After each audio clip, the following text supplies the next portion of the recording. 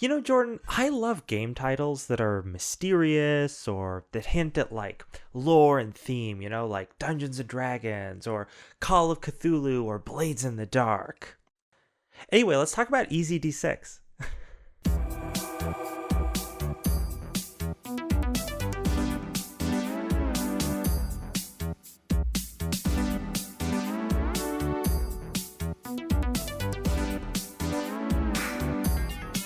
Everybody, Jordan here, the PH is silent, and I'm with my good friend Lex, and we are doing another Games with Lex this week, where we're going to discuss a game that I very much enjoy called EZD6, which, contrary to Lex's joke, inspires all kinds of amazing adventures for us. So, what is EZD6? I don't know if you know this, Lex. You're Mr. Ghostbusters D6 over here, but like I have a secret love affair with D6 systems for some reason, and I find them really fun and interesting. And this one is Chef's Kiss. Really enjoy that. So EZD6, it's a tabletop RPG. It's written by DM Scotty, who is on YouTube. I know him more of like a crafter, like a terrain crafter and stuff, but I guess he also is an author and wrote this. And it's the RPG he always wanted, is kind of how it's been pitched to me, is that he wanted like really fast, people could jump in and they could have a lot of fun. And he mostly play tested this at conventions for a long time. So it has a lot of play of like random strangers jumping into a game of EZD6. And he just wanted something that was rules light and kept the action going really, really well. So this is published by Runehammer Games, who is he's the Crown and Skull. Crown and Skull is the new one by Runehammer Games that was last published as of filming this, and he did index card RPG, so he's also very familiar with the whole process. But yeah, this is a really cool layout and a really cool system, and it's really easy, which is also cool. So you're probably asking yourself, Lex, you're like, Jordan, how do I play EZD6?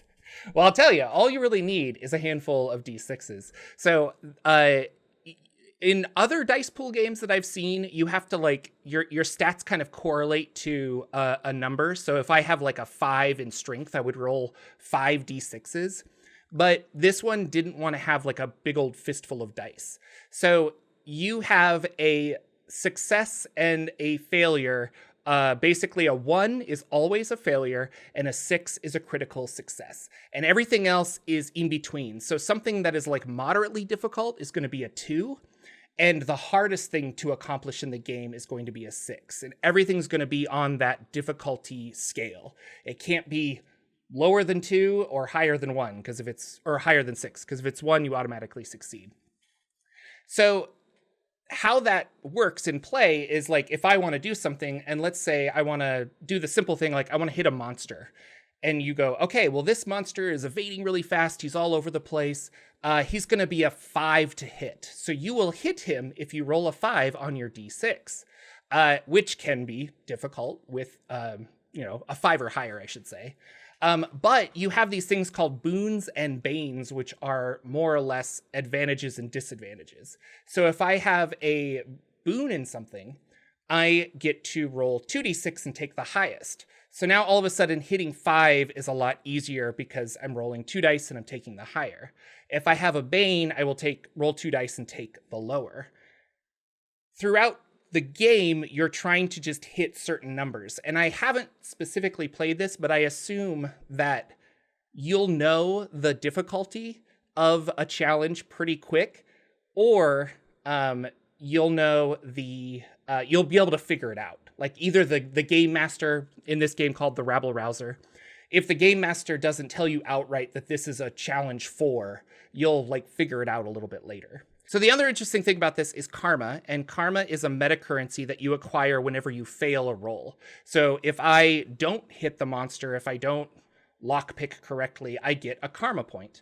And you can have a whole bunch of this, like there's no limit to how much karma you can collect, but you can spend it to succeed on a roll. So let's say I roll I need to hit this monster at a 5, and I roll my d6 and I come up with 3, I can spend 2 karma to make it a 5 and succeed. Or I could spend 3 karma and make it a 6 and make it a critical success. And so as you're kind of going through this, like, I like that because, and I think Kids on Bikes does this too, which is more of a story game, and this is more of like a dungeon crawl for me personally. But the idea of like failing forward. So if you're having that really rough night the entire night, you can't hit anything, by the end of the night, you have like a resource to actually like contribute to the party, and it makes you leave feeling like you contributed to the game in some way. So, there's also a hero die. Everybody starts with a hero die, which is basically inspiration, and it lets you re-roll 1 die of any kind.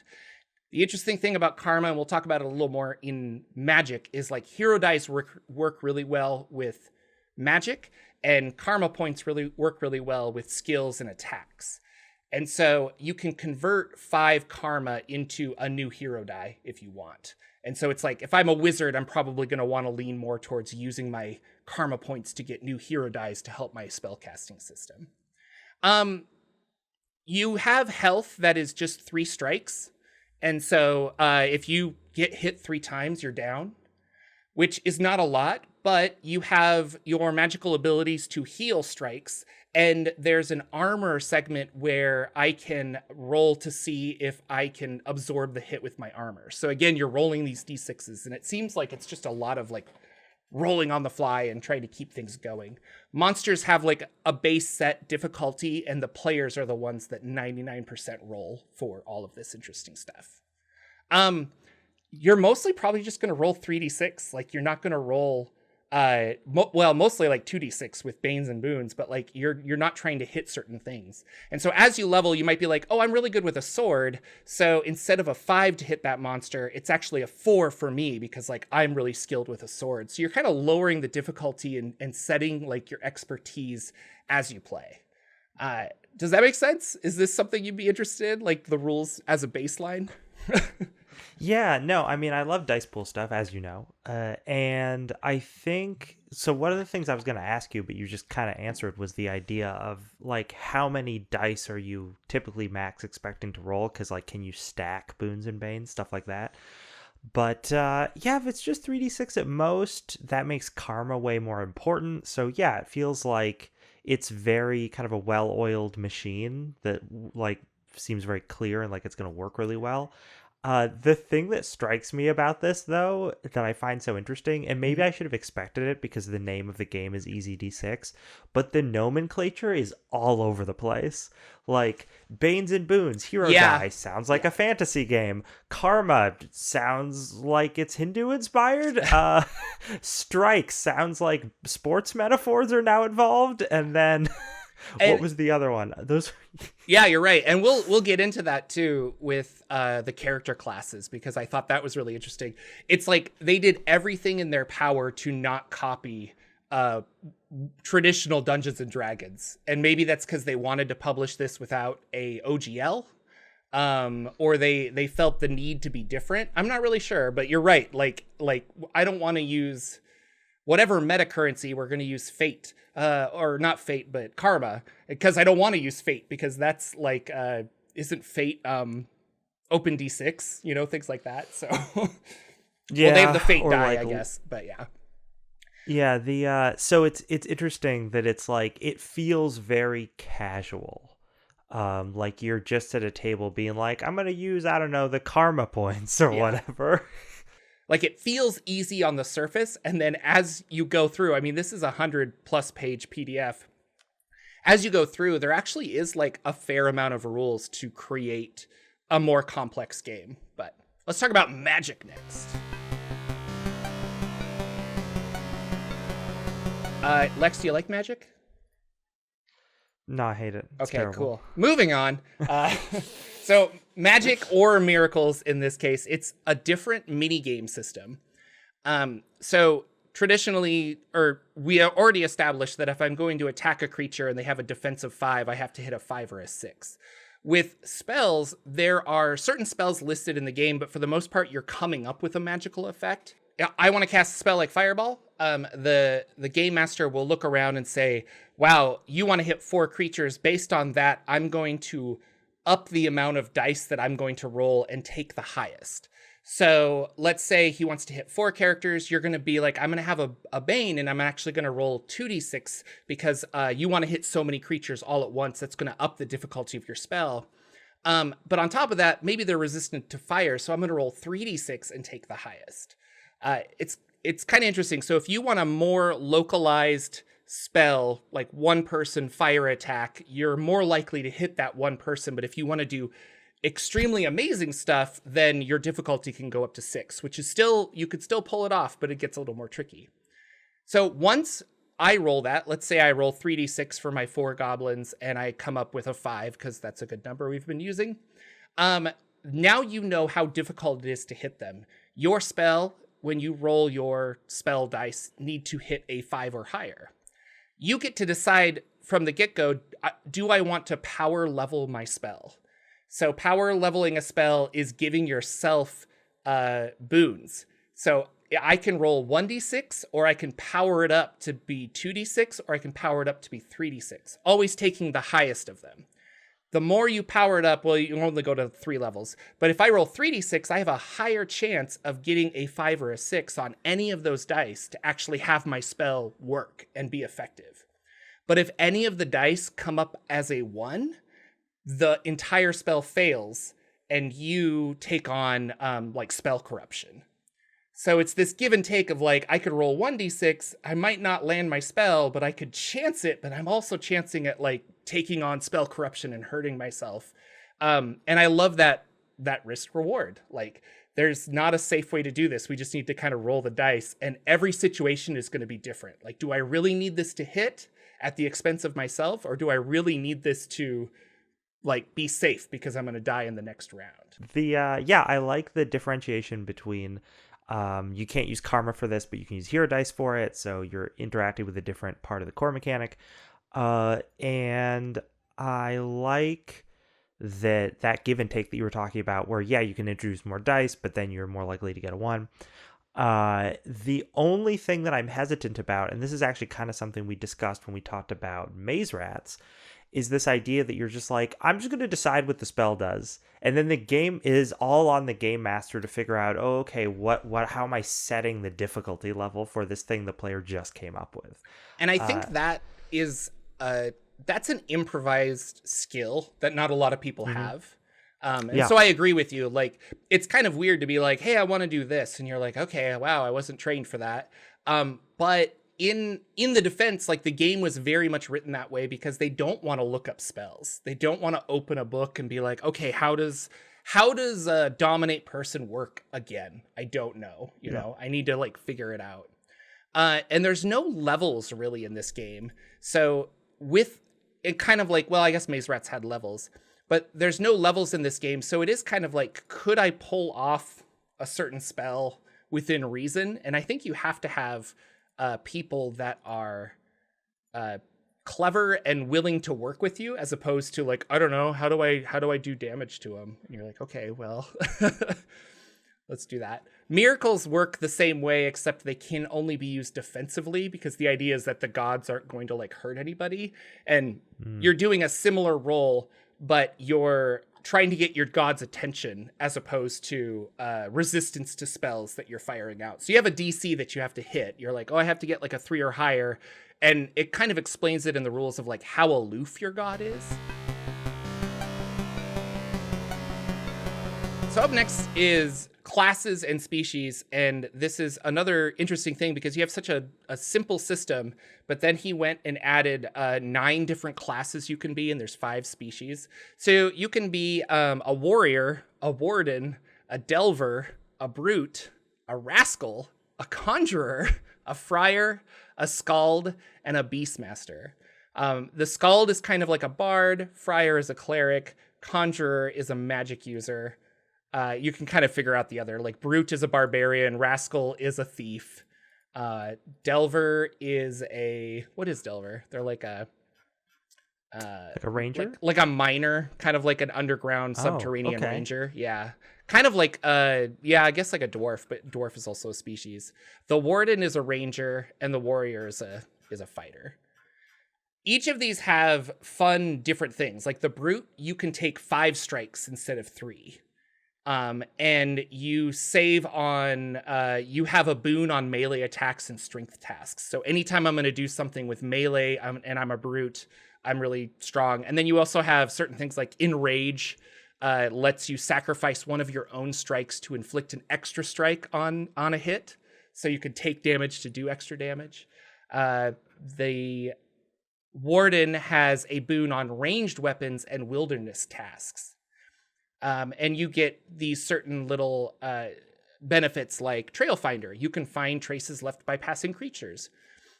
It feels a little kind of like OD&D, where you had very specific things, like the thief is the only one who can pick locks, which is not really the case that we see in 5e or even just like a lot of newer games. It's always kind of like, well, you can try, you're just not good at that. And this feels more like you can't do that because that's not your class. Like, that's not what you're doing. But maybe you just give them a bane and they just do it at disadvantage. I like the Conjurer a lot. You have a boon to magical mystery tasks. And you have certain things like Mystic Barrier. As an action, you can shield yourself with magic until it absorbs hits and what have you. You can cast magic from scrolls, and you gain a mastery in a circle of magic.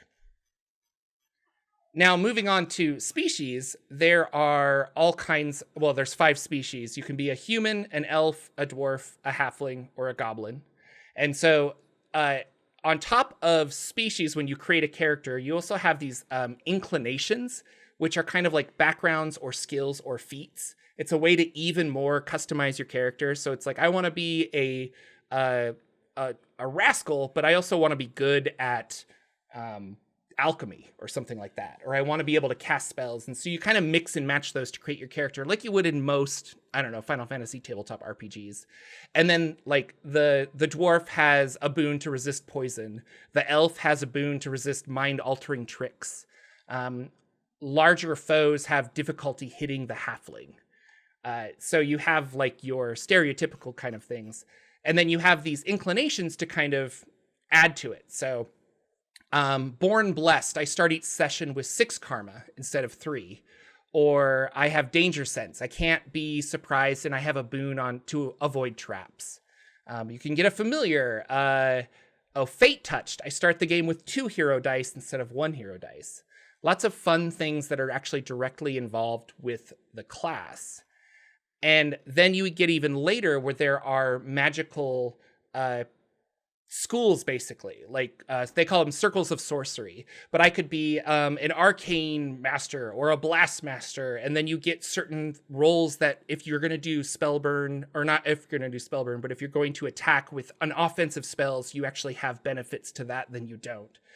And that kind of comes all the way back to what I want to talk at the very end of this, where it feels like it is a very simple game to stop or to start, but there is a lot of complexity for replays.